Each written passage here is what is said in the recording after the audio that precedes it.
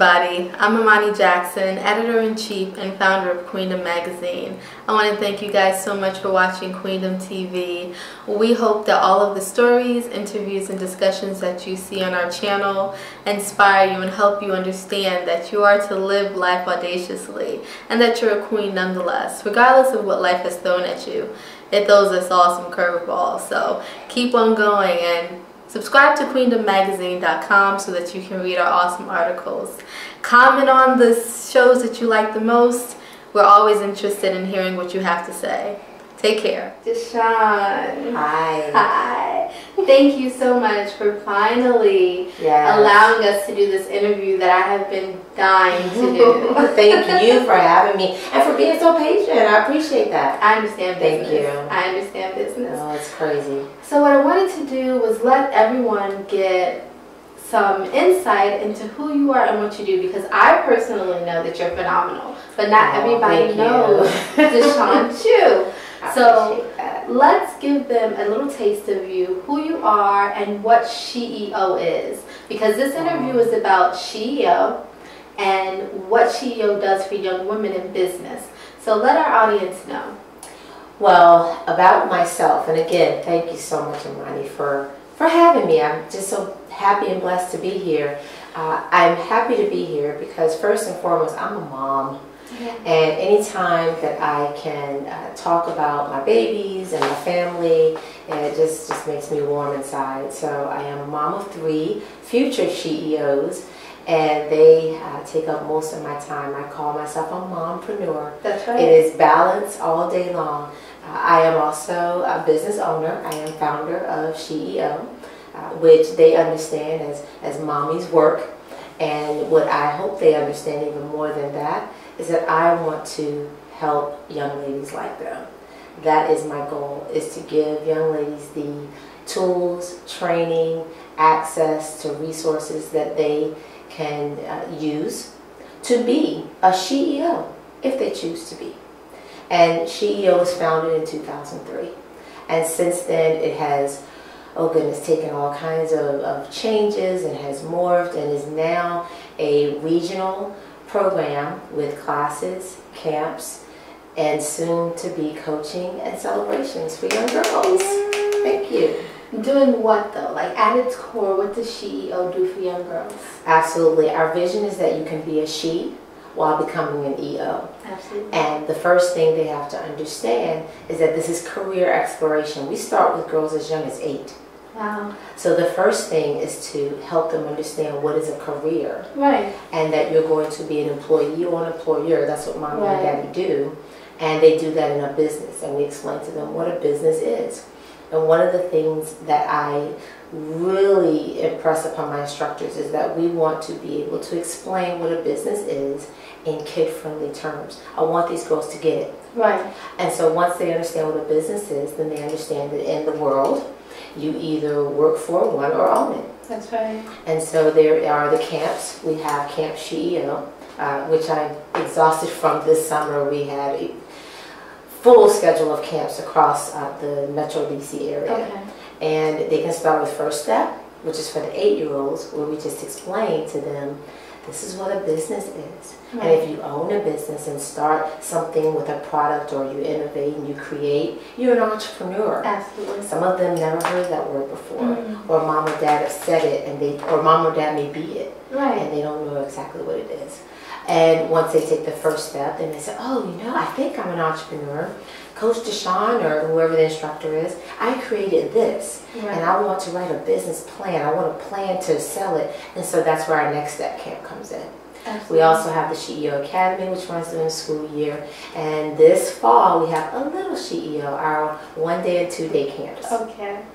Okay, so what are some of the most recent changes or most recent steps that SheEO has accomplished? Because I know from the last time I saw you, many of things have happened. I know that you have a goal to go national. So what are the newest things that have happened with SheEO? Well, in order to go national, I need to build my team.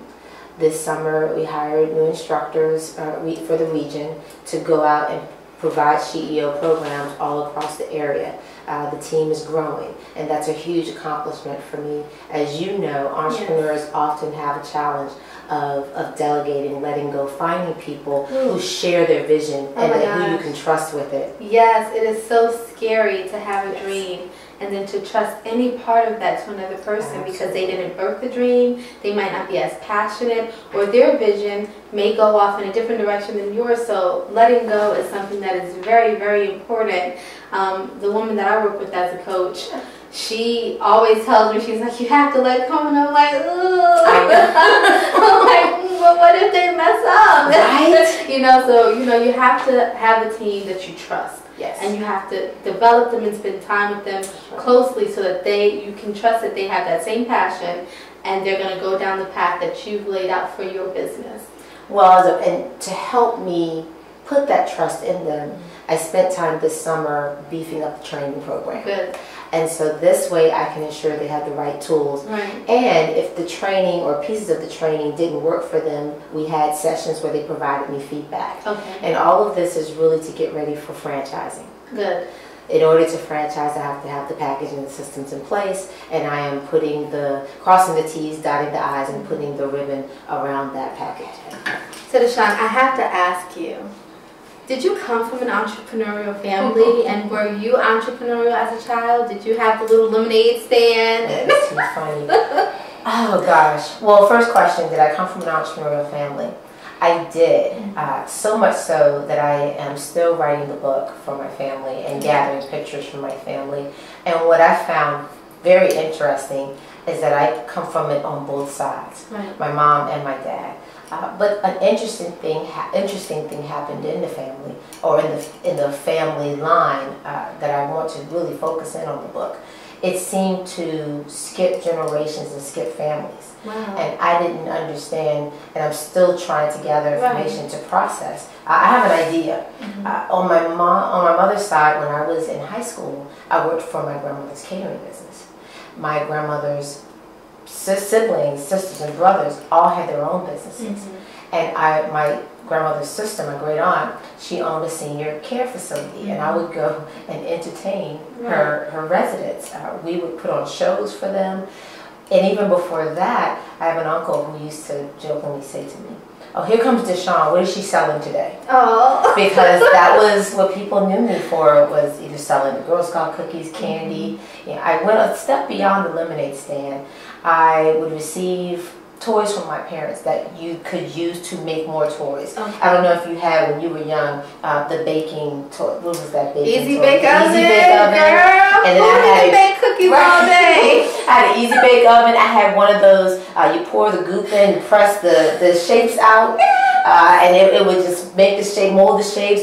I had a button machine. I had all these little things that my parents, and I would sit at the living room window. And I asked my mom permission, could I break the screen? Could I pop it open? Not break it, but pop it open. And I made flyers, and the kids would line up and buy the buttons and toys and things that I made. Entrepreneurial from day one. You got me thinking about the ice cream machine and my Easy Bake Oven. I didn't have the ice cream machine. You had the ice cream machine? I had everything. Oh, you had everything. Well, see, that spurred the interest of understanding. And I don't know, and I'll be honest with you, I don't know that I call it entrepreneurship that early. Right, because maybe you didn't process it that. And I think that the first time I mentioned we had this conversation about it skipping generations, I think that my theory on it was that when you're a child and you're growing up under that, you take it for granted, or you see how much work it takes, and you're like, ooh, I can't do that. And so I think being that close to it, it might scare off some people from going into business for themselves, and then the generation that didn't see it uphand, it's revived. But that's interesting. So what events led you to found SheEO?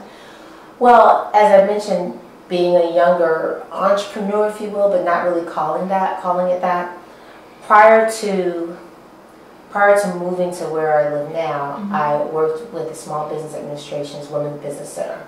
I met a colleague in graduate school who introduced me to all of these organizations that I became interested in, because I knew I was entrepreneurial by this point. Right. By the time I reached college and graduate school, I was actually in an entrepreneurship program, in my master's program. And when I went to work with the Women's Business Center, I would meet all these women but their stories started to sound similar. They were coming in as retired women. I can start my business now that I'm retired. Right. Or they would come in as mature women, not retired, but kids are grown. My kids are grown, I can now do this. Right. Or it was during the time when the economy was shifting. Some of the women came in who couldn't find jobs, and they thought this was their means of income. And so I asked myself, why do most of the women coming in choose entrepreneurship as an afterthought, or as after doing something or accomplishing something for someone else? Right. When these passions are in us from the beginning, That's we're right. who we are That's right. from the origin. That's Even right. though things happen in life along the way to further chisel us and shape us, Yes. we're who we are at the core from the We are. beginning. And we could start as easy as 8 years old, as early as 8 years old. At least understanding that there's Right. an option to do it. And so those stories, along with my own story, coming from an entrepreneurial family, being entrepreneurial myself, but don't remember any distinct instances where someone said, you're an entrepreneur, That's right. or you can do this as a career. So I talked with my husband, I said, I just want to have a way of letting all the little girls know that this is an option. Yeah. That it looks like this, and if you choose it, that's okay. It's a career. You're not crazy, because they called me crazy. Yeah. They had a nickname for me when I was little. They said, "Oh, she's Tata." That was my nickname. They're Tata Didi. That's the alter ego. That's my alter ego. Because I did things that were different from all the other kids. And they still call us crazy. They still call those of us who dare to step out and dare to live in a world where we might not have health benefits, we might not have an increase in our income the next year, we might flat out be broke for years while we're pushing our dreams. They still call us crazy. So what made you decide that this program was going to be solely for girls and not for both sexes? And when I started, I knew it was going to be for females, and I'm a girly girl. God gave me 3 girls. And I worked at a women's business center. So I just think the stars lined up, and it was just destiny for me. But I really struggled in the beginning on whether to work with women or girls or both. I started SheEO with a women's business directory, where I provided information to the community on women's businesses, organizations, or nonprofits, so that we could just get the message out there that all of these fabulous women exist. And so I had met a lot of women in business and women with nonprofits and organizations. So I thought this was a really good fit. Right. But I did write the business plan for the youth program. Okay. I put it on the shelf, which we often do. Yes.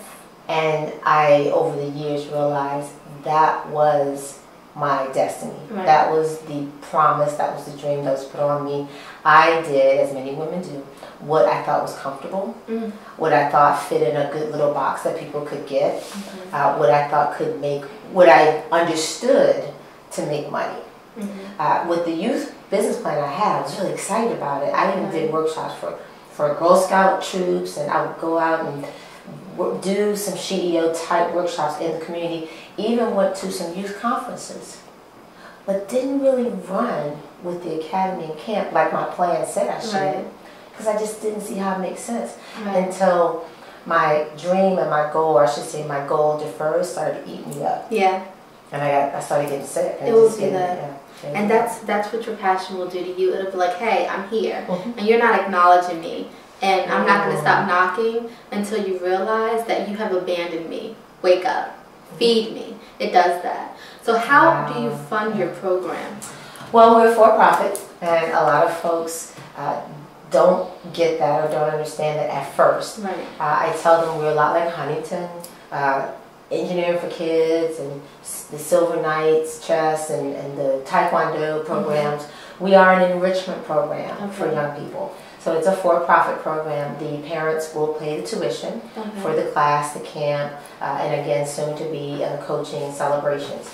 The business runs or covers itself. I have a lot of resources. Again, working at the Women's Business Center, I not only came into that job with a master's in business, but I learned about all the resources available from the government and from the community that are available for small businesses.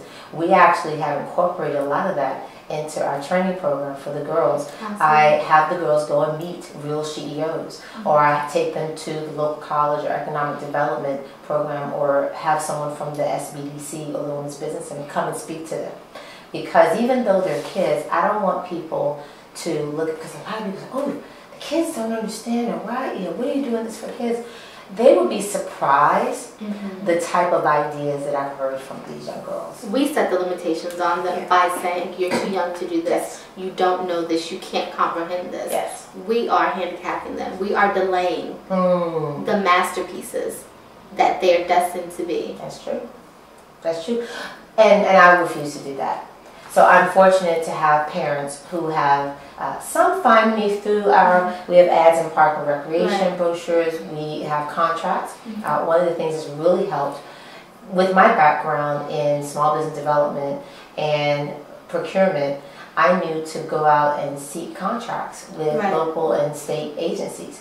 So we're fortunate to have contracts with Park and Recreation agencies from Loudoun, Fairfax, Stafford County, and we've recently partnered with the Woodbridge campus at Northern Virginia Community College and local chambers of commerce to just take the program to as many young people as possible. That's amazing, because that was my next question. Okay. What partnerships are you currently trying to seek or hope to seek in the future to enhance the program for the girls? Well, the partnerships with Parks and Recreation has been great.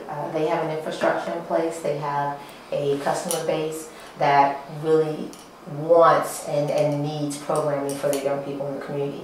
An interesting piece that I've found in launching SheEO or taking the camps and the classes in the community is that there's a growing need for enrichment programs. Yes, kids still need to play soccer and have fun, but a lot of parents, especially in the Metro DC area, are looking for these academic and professional personal development enrichment programs, which is a good fit for us and programs like us. There are also a growing number, as you've probably noticed, of programs that are gender specific, girls only. And so with the growth and trend in that area, it's benefited us. Parks and Recreation agencies are great. I am seeking now to find RFPs in other regions and states as we move to franchise or to expand. Also, many of our parents or grandparents or uncles and aunts are entrepreneurs that I've found. A lot of the girls that come are from entrepreneurial families or business families themselves. So our new partnerships with Chambers of Commerce, I'd like to explore growing, and of course with Women's Business Centers and the SBA and SBDCs. Absolutely. And I also have a passion to reach parts of the community where we may not reach disadvantaged communities or girls who may not have access to the Parks and Recreation locations where we exist. We recently partnered with a local nonprofit, Girls Inspired and Ready to Lead. It's great. Danielle Blunt, who is the founder, and she's the director of the program.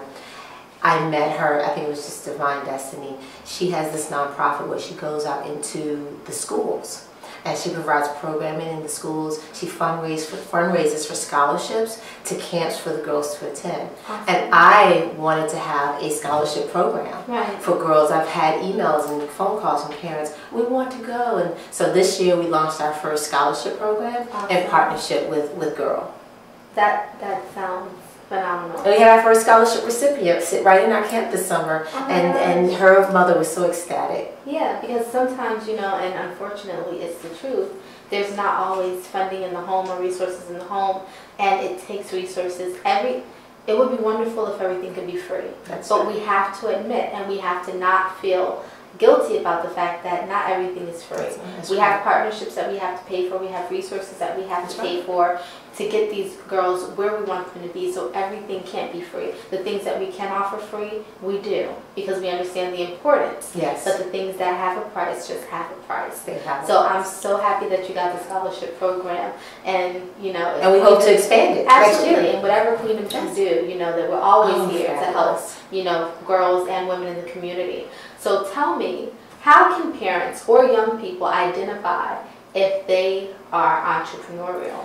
Wow. Well, I would first say to parents, I have a teacher of one of my children, she calls different personality characteristics, she calls them little quacks. Oh, okay. I call them quirks. Okay. Quacks, quirks, doesn't matter. What I need parents to do, and I'm a parent myself, so I'm speaking from the heart, is to not dismiss a quack or a quirk. To look at it as this unique gift or personality trait that your child has. And then, how can we make that your child's superpower? That's right. And so once you understand that this behavior can become something great, or this interest, my youngest daughter likes to build things. She just likes to find blocks and build things. I call her my future engineer. That's right. And so the transition comes, because there are a lot of STEM programs, right? There are a lot of programs, science, technology, engineering, math. Once you finish building and inventing, parents need to say, it's time for my child to start thinking about what they want to be when they grow up, and understand that what they want to be, whatever it is going to be as an employee or an employer. One of our sponsors this summer, who's one of the CEOs that spoke to the girls, she said that out loud. And I was so happy, because it wasn't prompted, that she said she decided to go into business because she looked in the mirror one day and said, I can be an employee or an employer. They're both needed. And when the camp, we talk about how when you start your business, and we've spoken on this before, Amani, you have to have a great team. You do. A team that you trust and trust your vision. But the reality is, as an employer or as an employee, they require different paths, different plans. That's right. And so what I want these parents to do is to first identify these quote-unquote quirks or quacks, these unique gifts that your child has, and have a discussion with your child about how this is a career path, and that career path is going to end as an employee helping another business, which is great, or as an employer, where you may take that gift and then own a business that is an asset. That's right. And so having that conversation, you asked me what's happening this summer. I'm trying to finish my children's book. It's a little delayed, as you probably can understand how those things happen. But I was saying with CEO, I tell people with CEO and with the book, I just want to spark conversations in the household. That's right. Conversations that I don't think are happening right now, at least not in abundance. You know, it's so interesting because as a writer, because that's what I originated as a writer, that was what my books were for. We need to have conversations. So hopefully these books incite conversations in the home, and then incite growth or healing or empowering or whatever it is that's needed. Hopefully this is the medium that gets it there. That is so interesting. And you know, like you said, what are these quirks or quacks? Because Lord knows, if someone has seen all the quirks I had growing up, I would have been discarded. But thankfully I had parents and family that were like, oh no, this isn't a negative. She's one of a kind, and this has to be focused, and she's going to be amazing.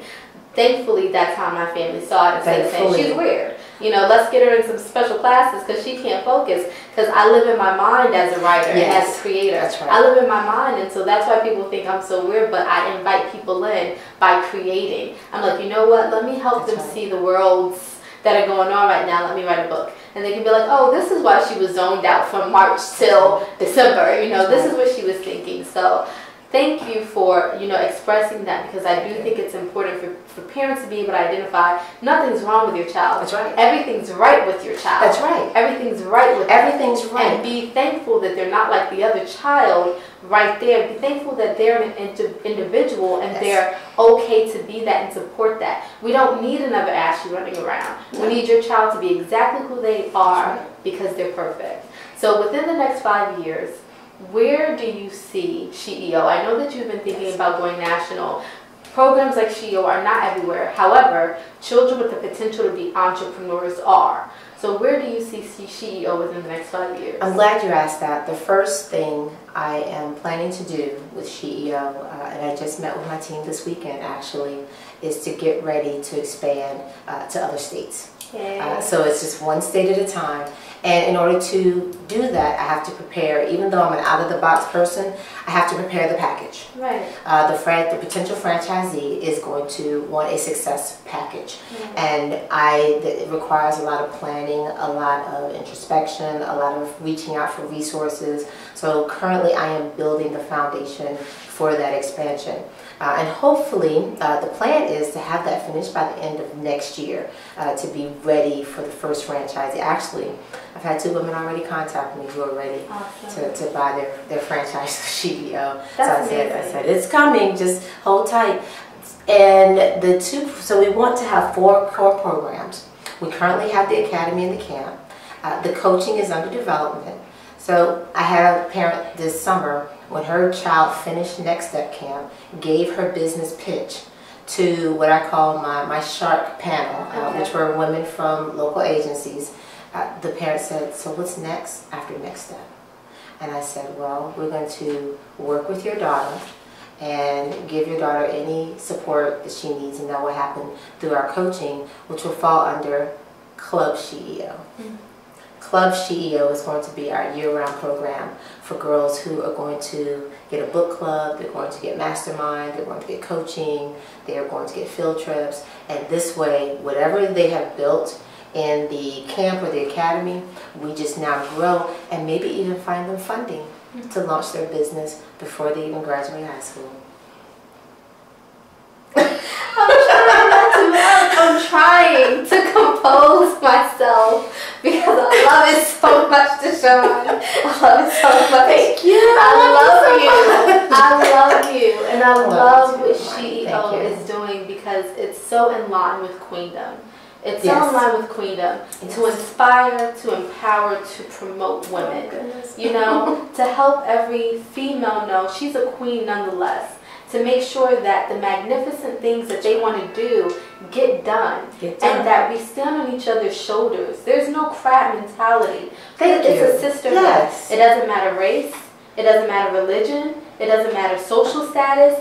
It doesn't matter. If you're a woman, we're here for you. We're here to empower you in business. Yes. We're here to empower you in life. I love it. We're here to empower you and walk with you through the entire journey as a support system and a resource. And so to do this at such a young age, for these little queens to be able to bypass a lot of the missteps that no one was there to help us bypass is so incredible and so near and dear to my heart. I love that you say enrich because we have our E's. We want to enrich, educate, expose, to empower. Right. And that's what all the programs do. If I do those 4 things through our classes, camps, coaching, and celebrations with the Be a CEO birthday parties, then the girls will at least understand that these were options. That's right. That I can do it. And if they want to come back to me, I tell them the plan that we give them, the outline, they get a notebook at the end of the summer or the academy, and I tell them, go back through that notebook. They journal, you know how important journaling is. And they journal their ideas, and I let them know they can go back and use that same outline for any new idea they have. It's the same process. So what I've heard you say is that there's some franchises that are going to go on because we have to be honest, there's only one of us. As amazing and super natural as we are, there's only one of us. And so we do need help to get CEO franchises across the nation so that female entrepreneurs between the age of 8 and 15 and 16 nationwide have these opportunities. And so I'm going to stream your information at the end, so anyone worldwide, nationwide who is interested in doing this franchise with you can have that information. Also, so that parents can go online and see if their children are eligible for the program. How many girls are in CEO right now? Oh wow, we have about 100. About 100 for the last 3 years. We've been actually maybe close to 200. We've been consistently growing every year. It's amazing how the parents find me. I want to reach as many corners and crevices, communities as possible. And now we want to go to communities where there may be programs. We're actually partnering with STEM programs. There are lots of programs with women in technology. One of my coaches is a member of that, so we're going to be working with them hopefully soon. There are no limits. And that's the one thing I want the young ladies to understand is that whatever, if you even want to change your mind, there are no limits on that as well. What we need are your ideas. We need you to be creative, but at the end of the day, we need you to be empowered and confident. You should see the groups, Amani, of the girls that come. All communities, all shades. We even have various languages spoken. That would be, if you were to ask me my dream is for SheEO to be spoken in all these languages. I have a lady who's approached me, she wants to do SheEO in Spanish. And I'm excited about that. I'm super excited about that. That's incredible. DeShawn, I'm, again, in love with you and in love with SheEO. And you too. And I thank you so much for the time that you spent. Oh, thank you. You know, speaking to me about everything SheEO has to offer. It's a great resource for the community, and what you're doing is going to empower and catapult the lives of young girls here, and as soon as these franchises open nationwide, and within the next 5 or 10 years, DeShawn, SheEO could be international. International. SheEOinternational.com is coming. I can't wait. Thank you. Thank you.